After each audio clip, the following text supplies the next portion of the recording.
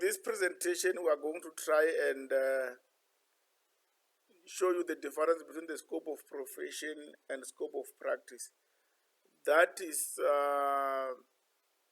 coming from the fact that we realize that a number of practitioners, as per poll that we did on Facebook, do not understand the difference and were expected to comment on the draft within a limited space of time.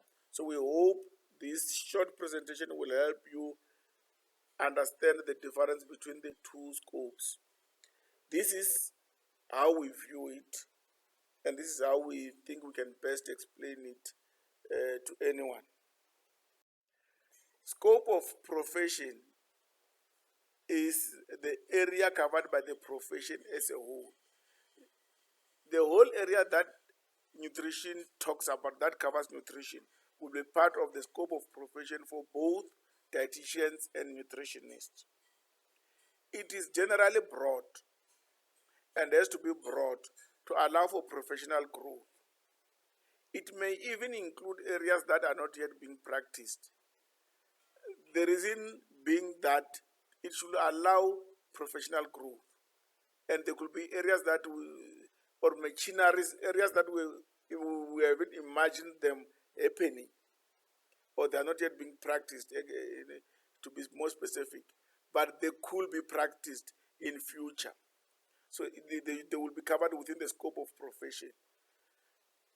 It doesn't change quicker than the scope of practice. It's more static as compared to the scope of practice, because it defines the whole profession in broader terms. It talks to the profession rather than individual practitioners. So it talks everyone, not necessarily what you do in your own practice. It talks to what the profession can do, not what a practitioner can do in his or her practice, place of work. Scope of practice is very specific. It defines what a practitioner can do in their area of practice. It defines a specific area of practice within the profession. It does not get out of the profession. It defines that area. The area has to fall within the profession. It's specific. It is narrow and has to be narrow because its aim is more towards limiting what the practitioner can do in their practice, because you cannot be an expert of everything. If you choose to be an expert, let's say, for example, in clinical nutrition, then it might limit you to clinical nutrition, something like that. It will only cover known areas within the profession. You can't have scope of practice for areas that are not yet known. It doesn't happen because it's more detailed. It covers the actual acts that you carry out in your practice. It is more dynamic than scope of profession, because as new technologies come, new things come, it has to be adapted to allow you to still do that within the profession, to carry out those acts. It talks more to the individual practitioner rather than the profession. It talks to what you can do as one person in your practice. So I think I will use the football field to try and explain the difference. We all qualify as dietitians when you qualify. So we can all, if you are using the soccer analogy, we are all players. So your scope of profession will be the field of play, the green area that you see. That's where we all practice. That's where we all play as players, as qualified dietitians. There is no position yet because we are just players. We all go in. The goalkeeper will be standing wherever that they are. That is the situation as we speak, because we don't have any scope of practice.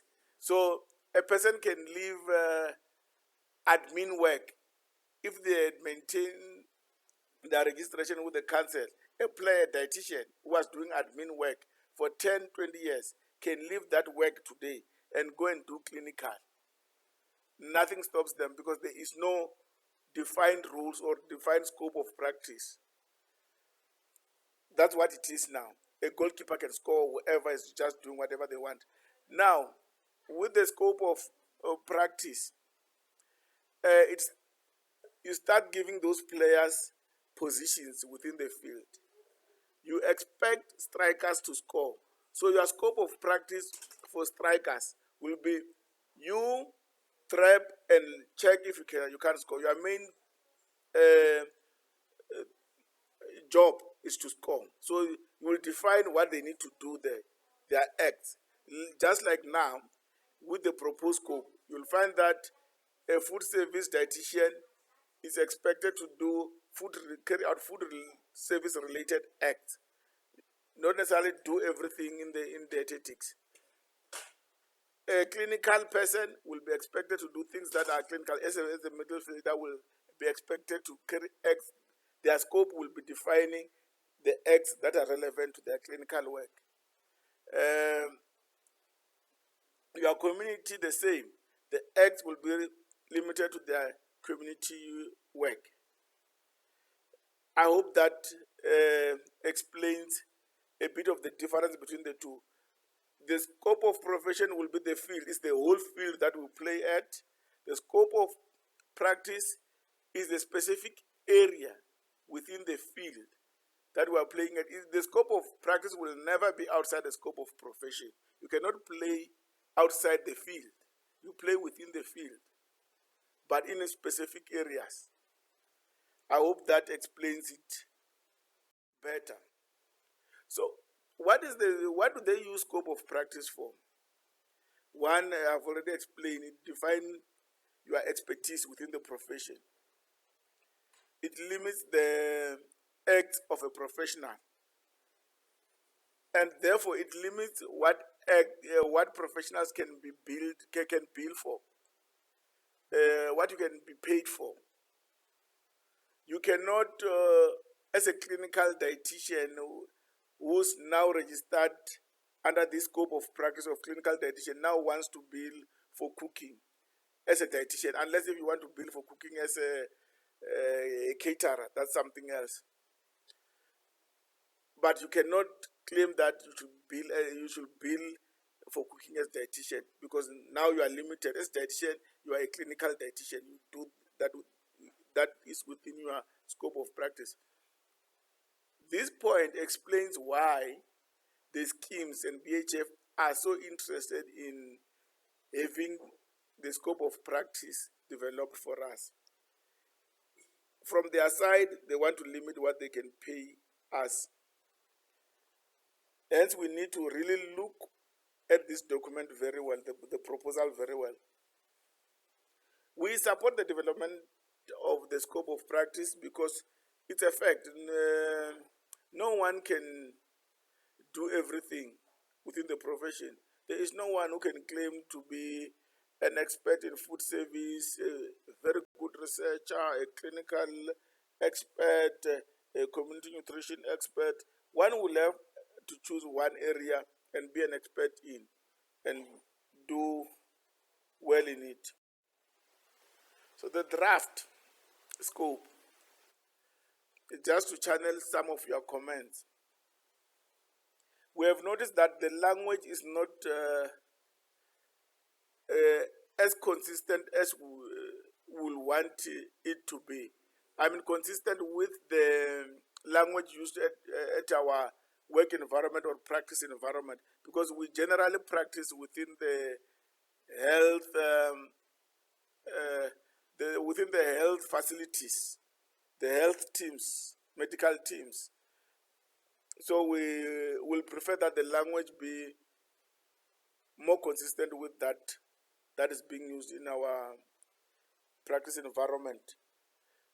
For example, the issue around there is no prescription or prescribed act that is defined, like you are allowed to write prescription. within the document, which we think is a problem because within our environment, that is how they understand when you write orders of the treatment or what should be given. It's prescription, and we have been prescribing feeds. You will remember a case, a Bloemfontein case, that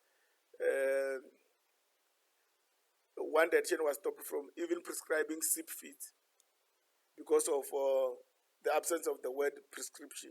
So we want the language to be consistent. That's one. You will read through the document. We'll give comment on that.